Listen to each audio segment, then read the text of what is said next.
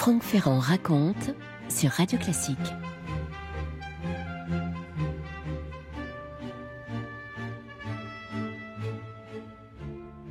Il fait chaud, il fait même très chaud en cet été 1830. Les rues de la capitale sont devenues une espèce de fournaise. On est en plein cœur de l'été, été 1830, le 27 juillet. Inutile de vous dire que tous les gens qui ont les moyens ont quitté la capitale pour aller s'installer dans leur villégiature au frais, dans la fraîcheur des feuillages.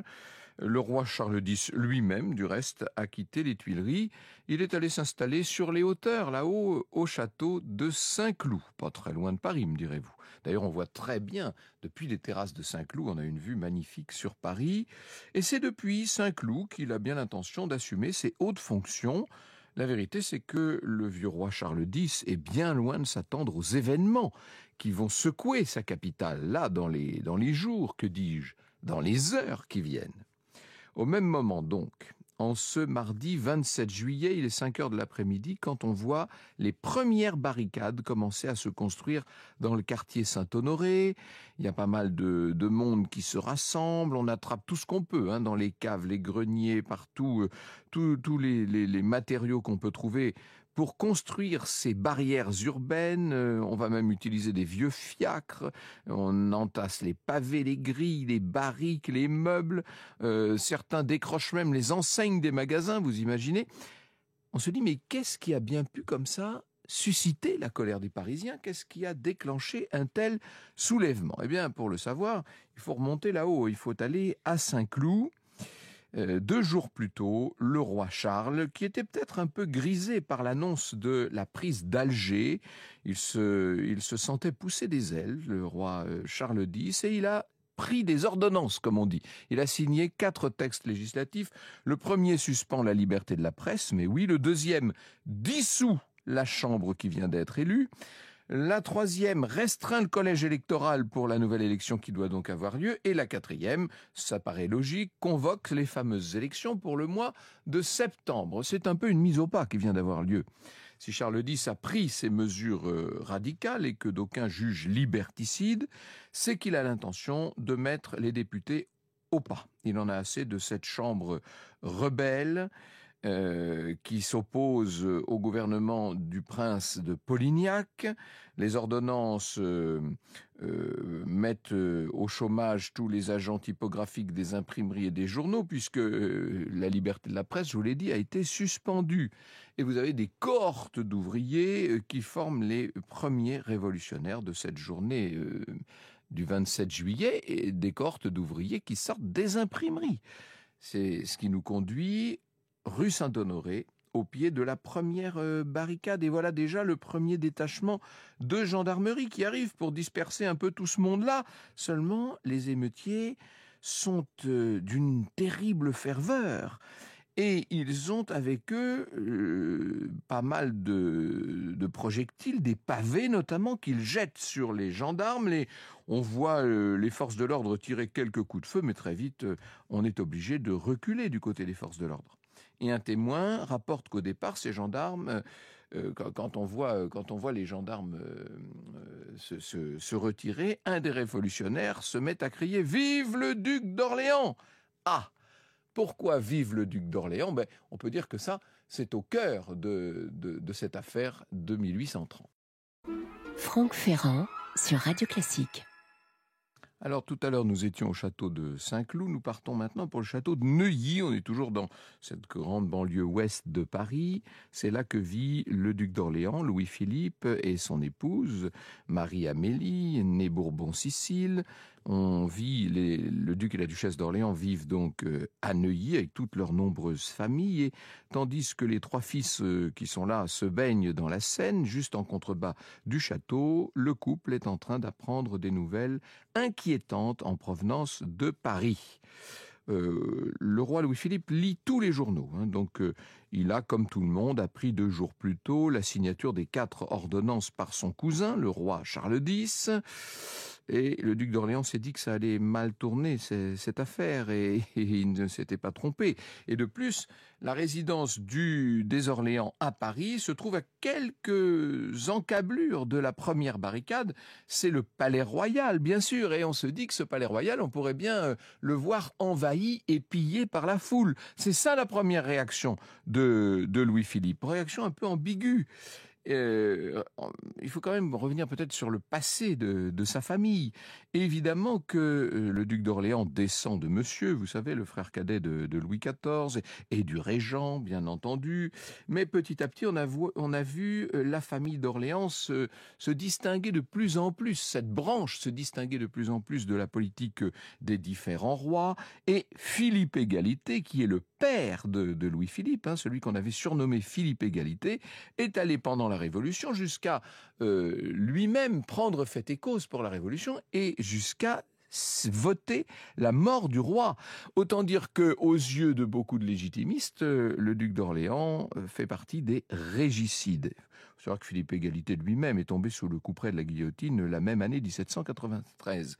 Quant à Louis-Philippe, il a combattu dans les armées révolutionnaires. On l'a vu participer, envoyé par Danton d'ailleurs, participer à un certain nombre de grandes batailles de la Révolution. Et il n'est rentré en France après un long moment d'exil, bien sûr, comme toute la famille royale.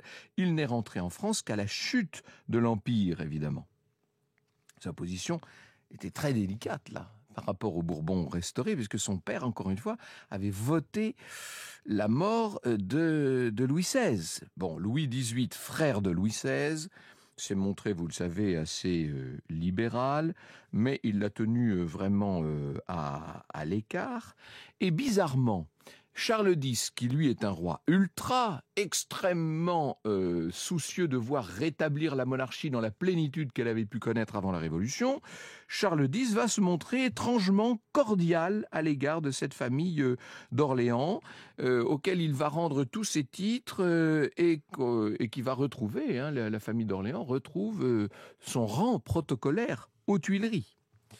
Donc, Louis-Philippe est bien vu par Charles X et en même temps, il va s'opposer de façon assez nette à la politique ultra de son cousin. Il désapprouve notamment les fameuses ordonnances. Il craint que tout cela n'emporte de nouveau la famille dans la tourmente, voire dans l'exil, et il trouve que cette politique n'est pas celle qu'il faudrait mener. Et vous pouvez faire confiance aux libéraux qui attendent leur heure en coulisses pour connaître dans le détail les prises de position du duc d'Orléans. Pour le moment, Louis-Philippe et Marie-Amélie sont dans leur château de Neuilly. On essaie de continuer à s'occuper. Au fond de lui, le duc d'Orléans sait très bien que si jamais le pouvoir de la branche aînée venait à vaciller, certains se tourneraient vers lui et qu'il lui faudrait à ce moment-là faire un choix. Charles X le sait également. Le colonel qui commande le régiment de Courbevoie reçoit l'ordre d'arrêter le duc d'Orléans au cas où celui-ci commencerait à s'agiter. Vous voyez que Charles X n'a aucune illusion sur le comportement de son cousin. Et pendant ce temps-là, la capitale continue de s'enflammer, avec des barricades qui se multiplient partout. Certains diront qu'il y en a eu plus de 4000 de ces barricades. Depuis le château de Neuilly, les Orléans entendent les coups de canon, ils entendent le bruit assourdi de la fusillade. Depuis le château de Saint-Cloud, le roi lui-même entend tout ça. Les uns et les autres ne le savent pas encore, mais leur vie va être bousculée bien plus qu'ils n'auraient pu l'imaginer. Vous écoutez Radio Classique. Nous étions donc le mardi 27 juillet 1830. Le lendemain, mercredi 28 juillet, on ne peut pas dire que la situation se soit améliorée pour le pouvoir royal dans Paris. C'est vraiment maintenant l'insurrection, on peut le dire. Et bizarrement, le roi Charles X ne prend pas la mesure du problème. On dirait qu'il n'a pas l'intention de retirer ses ordonnances. D'ailleurs, il va en signer une 5e ordonnance pour placer la capitale en état de siège. Les députés libéraux se sont rassemblés. Ils vont envoyer une délégation au roi pour lui demander de parlementer, de retirer ces ordonnances, sauf que Charles X est pris dans une espèce de logique, il n'a plus tellement le choix. En plus, il est conseillé par Polignac, qui n'est pas un tendre. Bref, Charles X refuse, et au même moment, on apprend que les forces de l'ordre ont finalement ont dû quitter tous les quartiers chauds, et que celui qui maintenant règne en maître à l'hôtel de ville, et qu'on a bien connu 3 décennies plus tôt, et pour cause, ou même 4, c'est Lafayette. Dans sa biographie de Marie-Amélie, et donc de l'épouse de Louis-Philippe, voici ce qu'écrit Raphaël d'Argent. La personne du duc d'Orléans devait être mise en sécurité. Dans le contexte, un attentat n'était pas à exclure. Dans la journée du 28, un boulet de canon lancé depuis Courbevoie tomba près du château de Neuilly.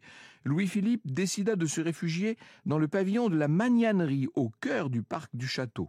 Régulièrement, sa femme et sa fille lui transmettaient des nouvelles sur les événements de la capitale dont les autorités sont en train de lorgner de plus en plus en direction de Neuilly. Les députés libéraux se disent que s'ils ne réagissent pas vite, s'ils ne mettent pas rapidement un terme aux émeutes qui se sont emparées de la capitale, ce qui ressemble à une révolution pourrait bien leur échapper. Et ce sont derrière les émeutiers des bonapartistes, des républicains qui déjà nombreux sur les barricades se font connaître et qui pourraient leur voler, si je puis dire, le pouvoir.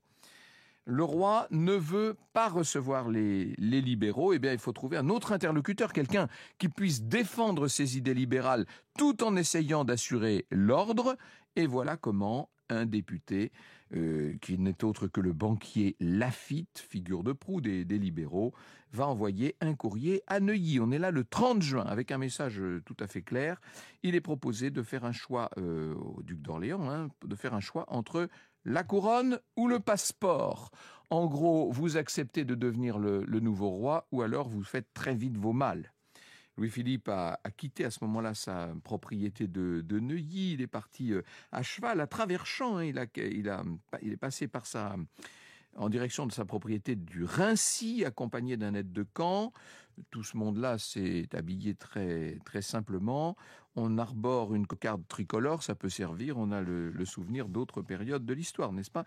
Et c'est Marie-Amélie qui va recevoir tous ceux qui se pressent à leur porte pour prendre le pouls du prince, pour connaître ses intentions. Seulement, Marie-Amélie ne veut pas dire où est passé son mari. Elle craint pour sa sécurité, tout simplement. Elle écrit dans ses mémoires la réception d'un groupe de députés qui arrive à Neuilly pour essayer justement de demander au prince de prendre le pouvoir. Je tâchais de les calmer, de leur rappeler la position délicate de mon mari qui ne devait et ne voulait pas devenir un usurpateur, combien cela serait fâcheux même pour leur cause, parce qu'au lieu de croire que c'était pour défendre les libertés nationales, on croirait que c'était pour une révolution, pour mettre le duc d'Orléans sur le trône, que cela exciterait les puissances étrangères contre la France. Mais rien n'a pu les persuader et ils partirent furieux de ne pas trouver mon mari. Ça y est, au soir du 30 juillet, Louis-Philippe rentre au château de Neuilly et on l'informe à ce moment-là de cette délégation-là, de ces députés libéraux. Et on lui montre la lettre du banquier Laffitte. Très important que la grande finance s'intéresse à l'affaire et prenne fait et cause pour le duc d'Orléans, bien entendu. Alors, que souhaite faire Louis-Philippe? Difficile de le savoir. En imaginant qu'il prenne la couronne et que donc ses cousins, que les Bourbons reviennent au pouvoir un jour comme il l'avait fait après la Révolution et l'Empire, ça voudrait dire que lui serait considéré comme un usurpateur et qu'il serait bon pour le peloton d'exécution. En même temps, s'il refuse la couronne et que Charles X ne parvient pas à reprendre la main, alors c'est de nouveau l'exil qui attend toute la famille. Est-ce qu'à 57 ans, le duc d'Orléans est prêt à envisager à épouser une carrière de monarque ? C'est une question qui mérite d'être posée. Tant que Charles X est à Saint-Cloud, il n'est pas question en tout cas qu'il accepte la couronne. Dans la soirée du 30 juillet, alors que Louis-Philippe est dans son jardin avec sa femme et sa sœur, Madame Adélaïde, arrive un message du Palais Bourbon. Et voilà le texte qui a été voté, qui a été écrit par Benjamin Constant. On prie son Altesse Royale, Monseigneur le Duc d'Orléans, de se rendre dans la capitale pour y exercer les fonctions de lieutenant général du royaume, qui lui exprime le vœu de conserver les couleurs nationales. Dans sa biographie de Louis-Philippe, Guy Antonetti écrit « C'est au fond du bosquet que, dans le plus grand secret, le trio formé du prince, de sa femme et de sa sœur se tient le conseil décisif. Le 30 juillet vers 8 heures du soir, la résolution votée par les députés paraît assez vague pour pouvoir être acceptée. En effet, elle ne dit pas au nom de qui sera exercée cette lieutenance générale. Selon le tour que prendront les événements, le duc pourra en faire une arme au service de Charles X ou bien l'instrument de sa chute. Tout est encore assez flou pour que tout reste possible et donc on prend la décision, oui d'accord, Louis-Philippe va accepter ses fonctions de lieutenant général. Franck Ferrand sur Radio Classique. 31 juillet, il est 9h du matin, au Palais Royal. Le duc d'Orléans se prépare à recevoir les députés libéraux. Vous voyez qu'il s'est installé en plein cœur de Paris, quand même. Juste avant leur arrivée, il a eu 2 nouvelles. D'abord que le roi a quitté Saint-Cloud pour Rambouillet, donc Charles X est en train de s'éloigner. Et deuxièmement, que M. Talleyrand peut certifier le soutien des chancelleries européennes. Incroyable ce Talleyrand qui est toujours... de régime en régime au premier rang de l'actualité. Désormais, plus rien n'a l'air de s'opposer à l'élévation du duc d'Orléans. Donc à 9h, les députés libéraux entrent dans les grands salons du Palais Royal, accompagnés de pas mal de révolutionnaires dont le style vestimentaire n'est pas tellement accordé au décor, évidemment.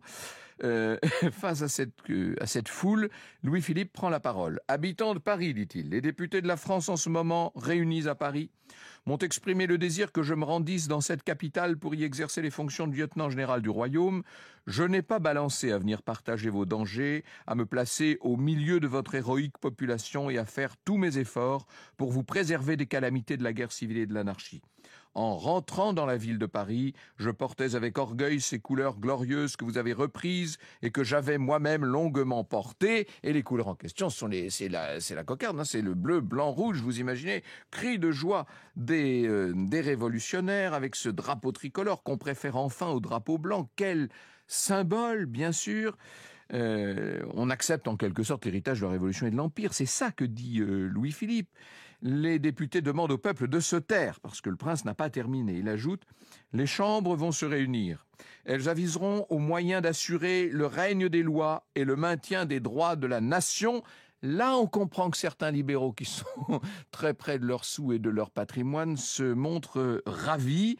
Bon, désormais, il faut sortir du palais, il faut aller partager cette proclamation. On se rend à l'hôtel de ville où se trouve le fameux Lafayette, le glorieux, que dis-je, le mythique Lafayette, qui, entre parenthèses, n'aurait peut-être pas dit non, lui, à un mandat si on le lui avait proposé. Bref, il est entouré de révolutionnaires bien exaltés, ce qui veut dire que pour le duc d'Orléans, ce voyage jusqu'à l'hôtel de ville n'est peut-être pas si simple que ça. Au début de l'après-midi, vers 2h, une centaine de députés accompagnent le prince sur les 2 kilomètres à parcourir jusqu'à l'hôtel de ville. On peut imaginer que là, Louis-Philippe a compris qu'il va bientôt être roi. Comment est-ce qu'il en serait autrement ? Il est là, sur son cheval blanc, et sans doute espère-t-il convaincre Lafayette.